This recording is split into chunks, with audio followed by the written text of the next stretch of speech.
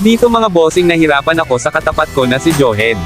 Ang sakit kasi tong si Johed sa early. Pero maya-maya pag maka-item ako sure ako naiiyak mga ta. Sa loob kasi ng 3 minuto naka 3 kills na sila kasama ako dun sa napitis nila.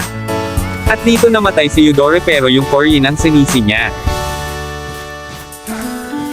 Di ko masabayan si Johed dito kaya ang ginawa ko nag-double lane ako para kahit papano makalamang ako.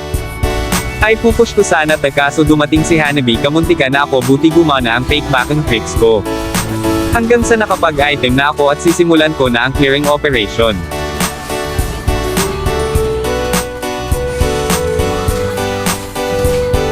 Patuloy pa rin si Eudore dito sa pang-trash talk kay Yin pero di siya pinapansin.